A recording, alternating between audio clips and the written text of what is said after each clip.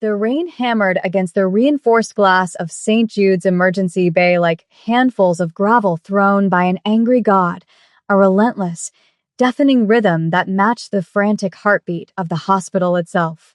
Lightning sheeted across the Seoul skyline, illuminating the sleek, black convoy of armored SUVs screeching to a halt at the ambulance entrance. Tires smoked against the wet asphalt, the smell of burnt rubber mixing instantly with the metallic scent of ozone and the impending stench of blood. The automatic doors hissed open, forced apart not by sensors, but by the brute strength of men in soaking wet, expensive suits, their eyes scanning the perimeter with the predatory focus of wolves. In the center of the chaos, a stretcher was hauled out of the lead vehicle, surrounded by a phalanx of bodyguards shouting in Korean, their voices cutting through the clinical sterility of the intake station. At the heart of the commotion lay a man whose suit alone cost more than the average surgeon's annual salary, now ruined by a dark, blossoming stain spreading across his abdomen. Dr. Park, the hospital's terrified medical director, sprinted down the hallway, his loafers skidding on the polished linoleum. He was a man accustomed to boardroom politics, not the visceral reality of gang warfare spilling into his lobby. He skidded to a halt as a massive bodyguard, a man built like a tank with a scar running through his eyebrow, shoved a gun into his chest. "We need the best," the bodyguard roared, his Korean harsh and guttural. "He is dying. If he dies, everyone in this building dies. Do you understand?" Dr. Park trembled, his glasses slipping down his nose as he looked at the patient. He recognized the face immediately. Everyone in the city did, though usually only in whispered rumors or blurred paparazzi photos. It was Kong Dae-hyun, the shadowy head of the Magumwa Syndicate, a man who controlled half the shipping lanes in the Pacific. And he was bleeding out on Dr. Park's floor.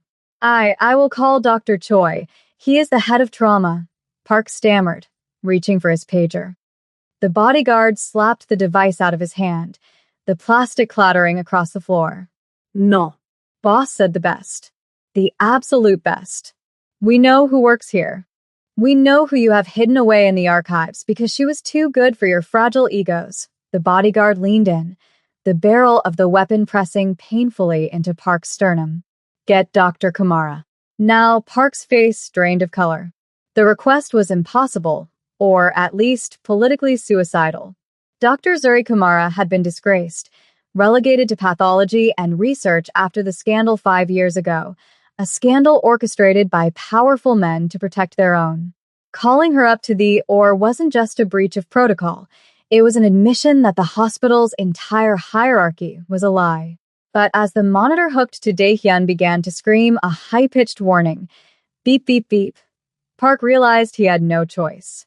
The thunder crashed outside, shaking the foundation, as Park turned to a nurse, his voice barely a whisper. "Page Dr. Kamara. Tell her the devil is calling in a debt." The basement of St. Jude's was a different world entirely, a place of humming servers and the cold, quiet dignity of the morgue, far removed from the hysterical panic of the ER upstairs. Dr. Zuri Kamara sat under the pool of light from a microscope, her long, elegant fingers adjusting the focus with practiced, microscopic precision. She was 29, though her eyes held the weary wisdom of someone who had lived 3 lifetimes. Her skin was a flawless, deep mahogany that seemed to absorb the stark fluorescent lighting, and her hair was pulled back in strict, utilitarian braids that highlighted the sharp, aristocratic lines of her jaw. She was beautiful, objectively so, but it was a beauty armored in ice. She hadn't touched a living patient in 5 years. Not since the trial. Not since the evidence vanished. Not since she was branded reckless to save a senator's son from a malpractice suit. She adjusted the slide, the silence of the lab her only companion, until the red emergency light on the wall began to pulse. It wasn't just a light, it was the catastrophic code. The all-hands override. Zuri ignored it. She was a pathologist now. Emergencies were for the living, and she dealt in the dead. But then the intercom crackled. breaking the silence with a desperate, breathless plea. Dr. Kamara, please. This is Director Park. They're going to kill us. Come to Trauma 1. Immediately, Zuri paused, her hand freezing over the microscope. Park never called her.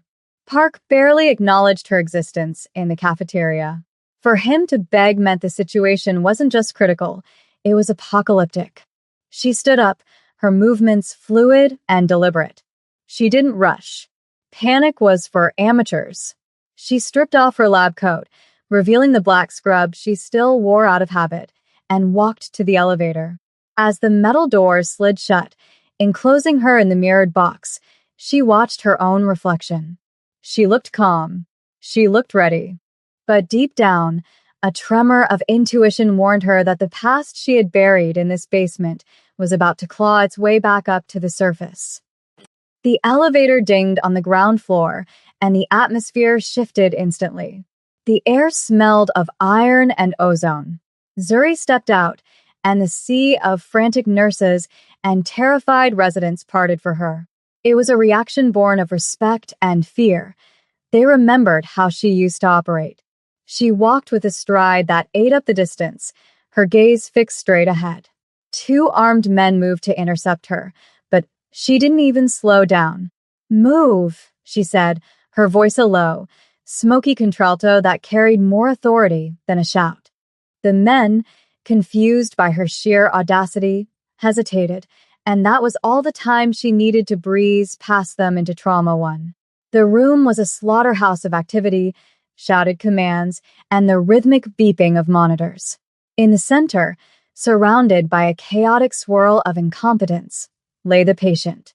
Zuri stepped up to the table, snapping on blue nitrile gloves with a sharp thwack. "Status," she barked, not looking at the face yet, focusing on the wound. "Gunshot, upper right quadrant, probable liver laceration, tension pneumothorax. Why hasn't this chest been decompressed?" She grabbed a scalpel from a tray, ignoring the trembling resident holding it. "Tube," she commanded, slicing into the chest cavity with a precision that was terrifying to watch. A hiss of air escaped, and the patient's vitals stabilized slightly. Beep, beep, beep. The rhythm slowed. Only then did she look up. Only then did she look at the man whose life she had just snatched back from the edge. She froze. The scalpel hovered in the air. The sounds of the ER, the shouting, the thunder, the machinery, faded into a dull roar. Lying on the table, pale and covered in sweat, was Kang Dae-hyun, the man who had testified against her. The man whose lies had stripped her of her license, her reputation, and her life. His eyes fluttered open, fighting the shock and locked onto hers. The recognition was instant. The arrogant, powerful Mafia boss looked at the woman holding the knife, and for the first time in his life, Kang Dae-hyun looked utterly terrified. The silence that descended on Trauma 1 was heavier than the lead apron used in radiology. It was a suffocating, pressurized vacuum where the only sound was the mechanical hiss of the ventilator and the rhythmic thump-thump of the monitor tracing Dae-hyun's struggling heart. Zuri stood over him, her hand steady, but her mind reeling with a 5-year-old rage that tasted like bile. This was the man who had sat in a deposition chair, looking impeccable in an Armani suit, and calmly explained to a medical board that Dr. Kamara had been negligent, that she had been drunk, that she was the reason the senator's son had died on the table. It was a lie. He had been the one who forced the surgery in an unsanitized safe house. He was the one who delayed transport. But his money and his influence had painted a different picture, and she had been the canvas for his masterpiece of deceit. "You," she whispered, the word carrying more venom than a scream. Dae-hyun's lips moved, dry and cracked. He was trying to speak, but the oxygen mask fogged with his shallow breaths. His hand, stained with his own blood, twitched upward, reaching toward her, or perhaps trying to ward her off. The giant bodyguard stepped forward, sensing the shift in the doctor's demeanor, and raised his weapon, aiming it directly at Zuri's temple. "Fix him," the thug growled. "If you stop, I blow your brains out. The threat hung in the humid air, gross and violent. The other medical staff cowered, diving under desks or pressing themselves against the tiled walls. Director Park was weeping silently in the corner. But Zuri didn't flinch. She didn't even look at the gun. She kept her eyes locked on Daehyun, her dark eyes burning with a mixture of hatred and professional obligation. "If you shoot me," Zuri said, her voice terrifyingly calm, "he dies in 3 minutes. His hepatic artery is nicked. He's bleeding internally at a rate of 500 milliliters a minute. There isn't another surgeon in the city who can navigate that damage without killing him. So go ahead, pull the trigger. Be the man who killed Kang Daehyun."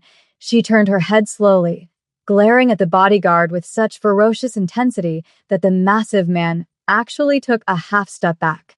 "Put the gun away. Get out of my operating theater. Or I walk away and let him drown in his own blood." It was a bluff.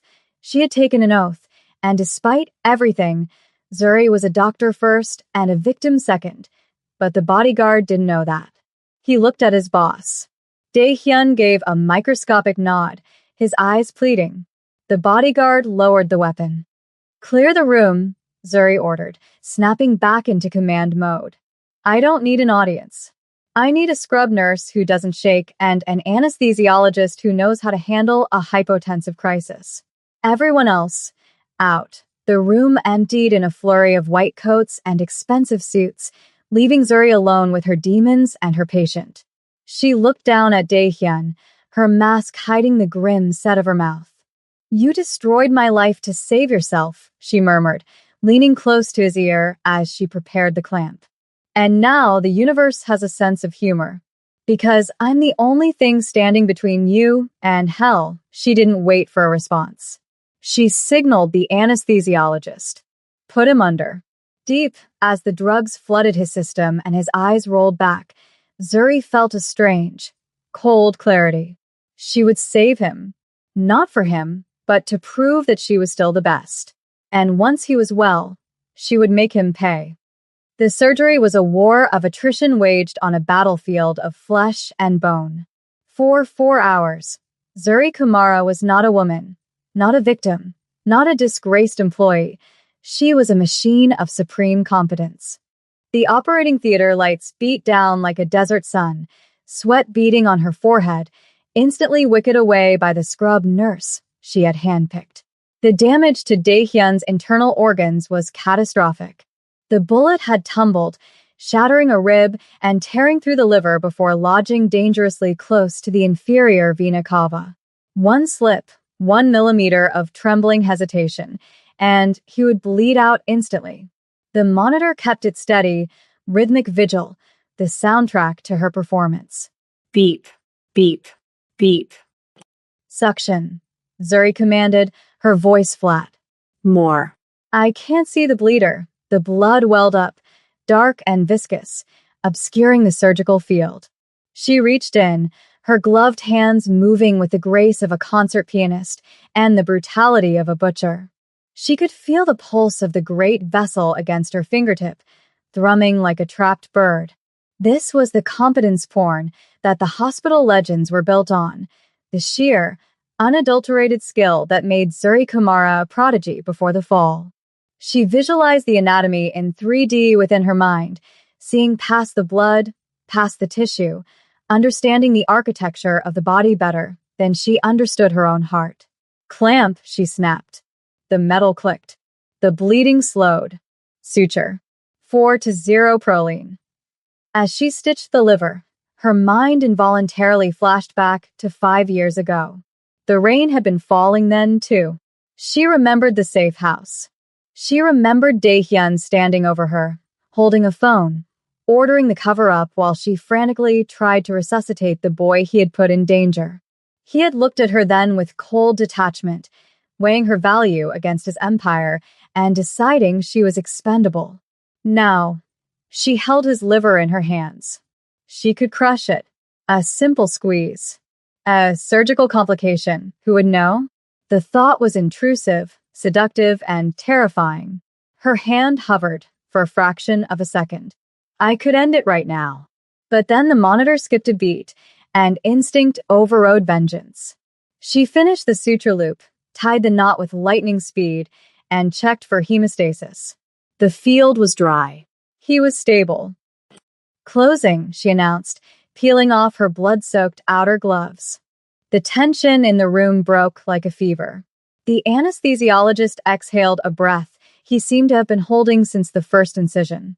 Zuri stepped back, watching the rise and fall of Daehyun's chest. The angry scar of the incision ran down his abdomen, a physical mark binding them together again. She felt exhausted, hollowed out, but the adrenaline was still spiking in her veins. She had saved the monster. The irony tasted like ash in her mouth. She stripped off her gown, tossing it into the biohazard bin with a wet slap. Take him to the ICU. Private wing. No visitors without my direct clearance. And tell his gorillas that if they bring a gun onto my floor again, I will personally overdose their boss on potassium chloride. She walked to the scrub sink, turning on the water as hot as she could stand it.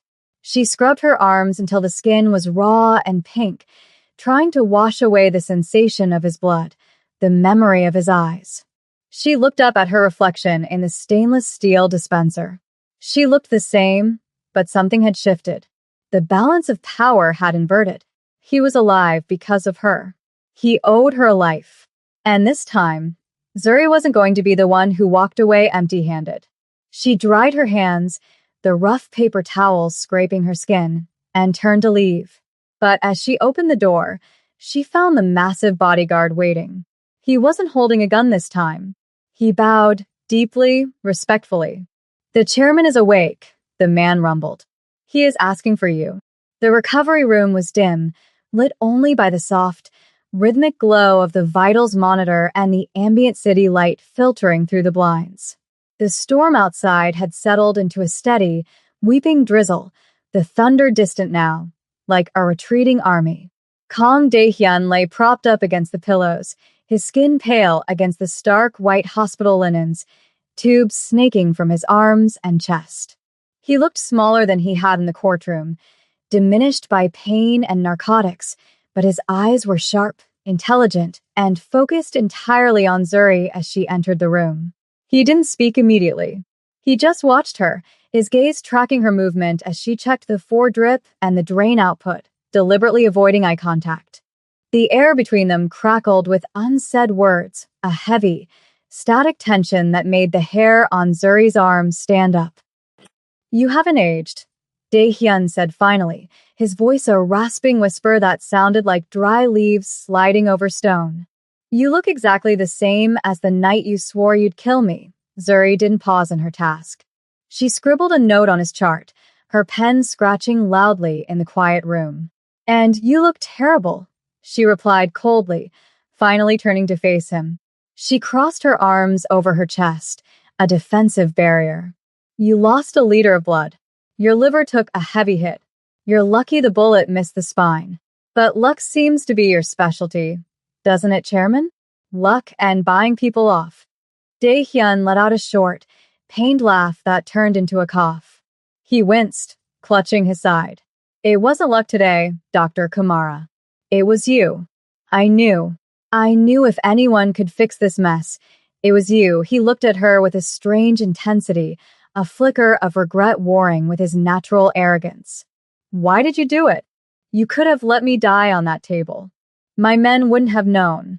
You could have claimed it was too severe. Why save the man who ruined you? Zuri took a step closer to the bed, her shadow falling over him. Because I am not you, she said, her voice dropping to a fierce whisper. Because unlike you, I don't trade lives like poker chips. I took an oath, Daehyun. Even for monsters, she leaned down, her face inches from his, her eyes searching his for any sign of the man she had once, briefly, foolishly, thought she knew before the betrayal. But don't mistake my ethics for forgiveness. You owe me. You owe me 5 years of my life. You owe me my name. Daehyun held her gaze, the drug-induced haze in his eyes clearing for a moment of profound clarity. He reached out, his hand trembling, and grasped her wrist. His skin was hot, hers was cool. I know, he whispered. I know what I did. I had no choice then.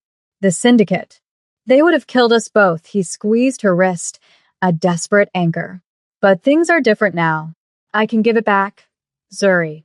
I can give you everything back. The license. The reputation. The hospital.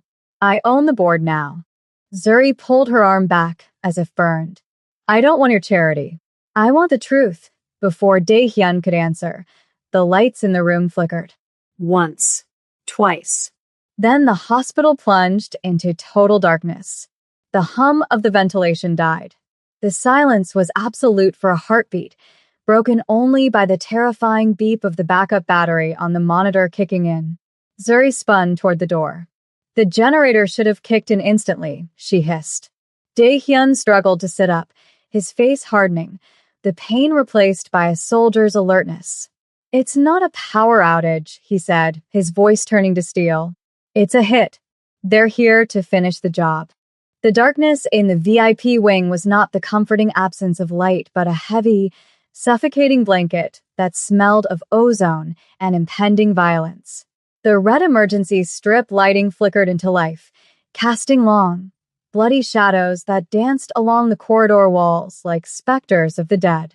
Zuri didn't waste a second. She grabbed a pair of surgical shears from the bedside table and shoved them into the pocket of her scrubs. Can you walk? She demanded, her voice a low vibration against the sudden silence of the hospital. Dae-hyun swung his legs over the side of the bed, his face a mask of sheer while suppressing agony. He gritted his teeth, sweat popping on his forehead as his abdominal muscles, recently sliced and sutured, screamed in protest. I can walk, he grunted, though his knees buckled the moment his feet touched the cold linoleum. Zuri caught him, her shoulder jamming under his armpit, taking his weight with a deceptive strength honed by years of hauling cadavers and heavy equipment. They moved toward the door, the four-pole abandoned, dragging a trail of disconnected wires. Zuri cracked the door open a fraction. The hallway was empty, but the silence was wrong. The usual hum of the hospital night shift, the squeak of rubber saws, the distant paging system, the murmur of nurses, was gone, replaced by the distinct, wet thwip of suppressed gunfire from the nurses' station down the hall. Dae-hyun's bodyguard, the giant who had threatened Zuri earlier, lay sprawled across the desk, a dark hole in the center of his forehead. Professional, Dae-hyun whispered, his voice tight with pain and rage. Viper Squad. They work for the politician who hired me to move the shipment. He's tying up loose ends. He looked at Zuri, his dark eyes burning with intensity in the crimson light. Leave me. They want me. If you run the other way, you might live. Zuri tightened her grip on his waist, her nails digging into his patient gown. I don't lose patience, Dae-hyun. Not to sickness, and not to hitmen. We're going to the freight elevator. Now. They moved through the shadows, a three-legged creature of desperation. Zuri navigated the labyrinthine corridors of St. Jude's with a mental map etched into her brain during her years of exile. She knew which doors squeaked, which stairwells were camera-blind, and which service corridors led to the bowels of the building. As they rounded the corner toward the service bay, a silhouette emerged from the gloom, a man in tactical gear, night vision goggles glowing green. He raised a silenced pistol. Dae-hyun tried to shove Zuri behind him, but he was too slow, too weak. Zuri, however, didn't freeze. She grabbed a fire extinguisher from the wall mount in one fluid motion and hurled it. It wasn't an action movie throw. It was a desperate, adrenaline-fueled heave. The heavy metal canister smashed into the assassin's knee with a sickening crunch. As the man buckled, howling silently, Dae-hyun lunged, snatching the falling pistol out of the air and putting 2 bullets into the man's chest before he hit the ground. The hallway returned to silence, save for their ragged breathing. You have a good arm, Dae-hyun wheezed, checking the magazine with trembling hands. Blood was seeping through his bandages, blooming like a red flower on his white gown. Pathology requires upper body strength, Zuri replied curtly, dragging him toward the heavy steel doors of the service elevator. She swiped her badge. Thank God the internal readers still had battery backup, and the doors groaned open. They collapsed inside, Zuri hitting the button for the sub-basement. As the car descended, the metal rattling around them, the intimacy of the small space amplified the tension. Dae-hyun slid down the wall to a sitting position, his gun resting on his knee. He looked up at her, really looked at her, seeing not just the doctor he had wronged, but the warrior he was forced to rely on. Why? He asked again, the question hanging in the stale air. You know I'm a criminal. You know I destroyed you. Why fight this hard? Zuri looked at the floor numbers ticking down. Because if they kill you here, they kill the truth. And I'm tired of the lies winning. The elevator doors parted to reveal the sub-basement, a realm of cold concrete, humming generators, and the sterile chill of the morgue. This was Zuri's kingdom. The air here was 10 degrees cooler, smelling of formaldehyde and dust. The MRI suite is down the hall on the left, Zuri whispered, helping Dae-hyun to his feet. It's the only room with a lock heavy enough to hold them off, and it has a dedicated phone line for technical support that bypasses the main switchboard. They shambled down the corridor, their footsteps echoing like thunder in the quiet. But as they reached the heavy, shielded door of the MRI room, the sound of boots on the stairs behind them grew louder. The assassins were efficient. They were sweeping the building floor by floor. They were trapped. Zuri shoved Dae-hyun into the control room, but instead of locking herself in with him, she moved toward the scanner room itself. What are you doing? Dae-hyun hissed, gripping the doorframe, his face gray. Get in here. Zuri shook her head, her eyes flashing with a dangerous, calculated intelligence. They have body armor. They have automatic weapons. You have one gun and a bleeding liver. We can't outshoot them. We have to outsmart them. She pointed to the massive, donut-shaped machine in the center of the glass-enclosed room. That is a 3 Tesla magnet. It's always on. Even in a power outage, the superconductive cooling keeps the field active. She ran into the room, grabbing a heavy oxygen tank and positioning it precariously near the entrance, then sprinted back to the control room, locking the heavy door just as the stairwell burst open. 3 men in tactical gear flooded the hallway.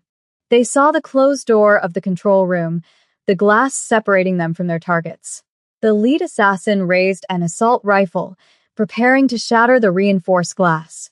Zuri slammed her hand onto the intercom button. I wouldn't step closer if I were you, she announced, her voice amplified and distorted by the speakers. The leader laughed, a muffled sound behind his mask. Open the door, Dr. Kamara. Or we kill everyone in this basement. He signaled his men to breach the scanner room to flank them. It was exactly what Zuri had waited for.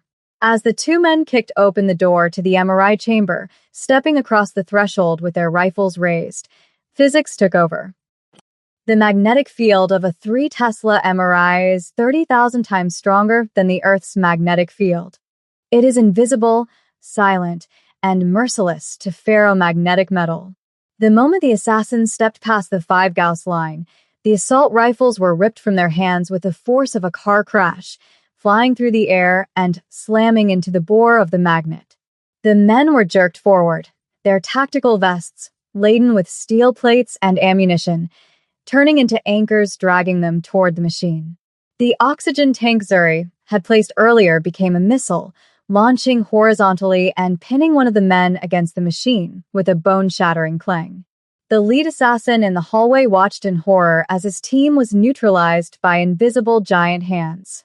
In the control room, Dae-hyun stared at Zuri, his mouth slightly open. Remind me, he murmured, a terrified respect in his eyes, never to piss you off in a room with heavy machinery. Zuri didn't smile. She was already moving to the back of the control room, to a nondescript filing cabinet hidden behind stacks of old hard drives. The phone line is dead, she said, checking the receiver. They cut the hard lines. But we don't need a phone. We need evidence. She unlocked the cabinet. Inside wasn't medical supplies, but a stack of pathology reports, hard drives, and physical samples, the insurance she had been gathering for 5 years. She pulled out a clear specimen bag containing a deformed, copper-jacketed bullet. She turned to Dae-hyun, holding it up like a holy relic. "This," she said, her voice trembling with suppressed emotion, "is the bullet I pulled from the senator's son 5 years ago. The one you said didn't exist. The one the coroner lost, I kept it, along with the DNA analysis proving it came from a police-issue service weapon." Dae-hyun stared at the bullet. The silence in the room was heavy, weighted with the ghosts of the past. "You kept it," he whispered. "You knew they would come for you eventually," Zuri nodded, her eyes hard. "I knew you would come back. Or the people who own you." She tossed a thick file onto the console. "This isn't just about the senator's son. It's about the illegal organ harvesting ring operating out of the VIP wing. The ring you facilitate. The ring Director Park runs." Dae-hyun looked at the files, the undeniable proof of his own complicity, and then back at the woman who had saved his life twice in one night. The arrogance was gone. The criminal facade cracked. "The man who ordered the hit tonight," Dae-hyun said quietly, "is Senator Kim, the father of the boy. He runs the ring. He wanted me dead because I was asking for a bigger cut. He wanted you dead because you're the only loose end." He looked up, his expression resolute. "There is a broadcast server room on the roof. It controls the hospital's internal TV network and has a satellite uplink for medical conferences. If we get this up there, we can broadcast it to the entire city." The journey to the roof was a gauntlet of pain and adrenaline. They moved through the stairwells, avoiding the elevators which had become death traps. Dae-hyun was fading, his skin cold and clammy, his weight increasing on Zuri's shoulder with every step. But he kept moving, driven by a vindictive desire to burn down the masters who had betrayed him. They reached the roof access door, the wind howling outside, rain lashing against the metal. Zuri pushed the door open, and they stepped out into the storm. The helipad was awash in floodlights, the rain slicing through the beams like silver needles. Standing between them and the server room was the final obstacle, the corrupt handler himself, Senator Kim's personal fixers, a team of elite mercenaries surrounding a man in a trench coat, Director Park. Park looked pathetic and terrifying all at once, holding a pistol with shaking hands. "I'm sorry, Zuri," Park shouted over the roar of the wind and the thrum of a hovering news helicopter that had been circling the gang war below. "I have to do this. They'll kill my family." He raised the gun. Dae-hyun slumped against a ventilation unit, too weak to lift his weapon. Zuri stepped in front of him, shielding the Mafia boss with her own body.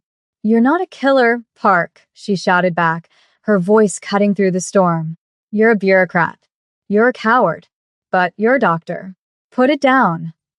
Park hesitated, tears mixing with the rain on his face. But the mercenary beside him didn't hesitate. He raised his rifle. Suddenly, a blinding spotlight hit them from above.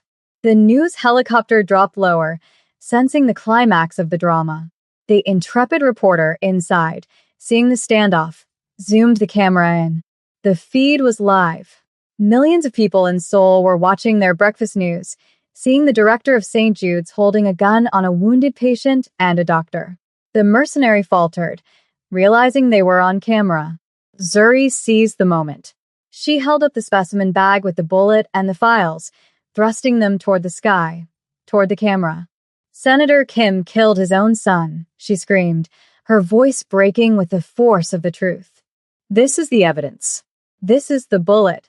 Director Park covered it up. The revelation, amplified by the visual of the desperate doctor and the dying mobster, was instantaneous. The mercenary lowered his weapon, realizing the operation was blown. Park collapsed to his knees, dropping the gun. Sirens wailed in the distance, growing louder, converging on the hospital not as a rescue for the rich, but as a raid. Dae-hyun looked up at Zuri, at her silhouette framed against the blinding helicopter light and the stormy sky. She looked like a Valkyrie, an avenging angel of science and truth. He closed his eyes, a small, genuine smile touching his lips for the first time in years. The house of cards had fallen. The aftermath was a blur of flashing lights, police tape, and frantic questions. The sun had risen, bathing the wet streets of Seoul in a clean, golden light that felt incongruous with the violence of the night. Zuri sat on the back of an ambulance, a shock blanket draped over her shoulders, watching the police lead Director Park away in handcuffs. The media circus was in full swing, cameras pointed at her, but she ignored them. Her work was done. The evidence was in the hands of the prosecutor. The senator had been arrested an hour ago, his immunity stripped by the undeniable public outcry. A gurney was wheeled past her. Dae-hyun lay on it, stabilized, handcuffed to the rail, but alive.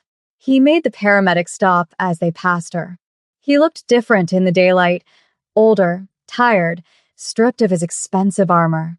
"You did it," he rasped, his voice weak but clear. "You burned it all down." Zuri looked at him, her expression unreadable. "I just cut out the infection," she said softly.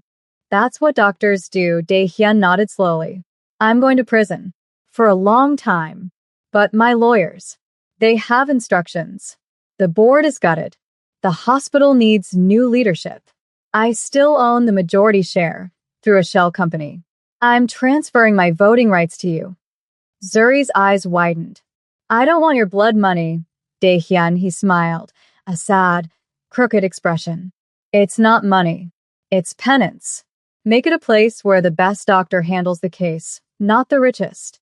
Fix what I broke." He leaned back, signaling the paramedics to move on. As they wheeled him toward the police transport, he looked back one last time. "Thank you, Dr. Kamara, for saving the monster." Zuri watched him go, the heavy doors of the van slamming shut. She stood up, the blanket falling from her shoulders. She took a deep breath of the cool, rain-washed air. She was exhausted, bruised, and traumatized, but for the first time in 5 years, she was free. The underestimated expert had not only survived, she had rewritten the rules of the game. In a world built on lies, competence is the only revolution. Zuri Kamara proved that the sharpest weapon isn't a gun or a knife. It's the truth, wielded with surgical precision. But real life doesn't always have a surgeon to save the day. That's why you need to stay sharp, stay skilled, and never let them underestimate you. If you enjoyed this story of high-stakes justice, hit that like button, subscribe for more thrilling narratives, and let us know in the comments, would you have saved the enemy?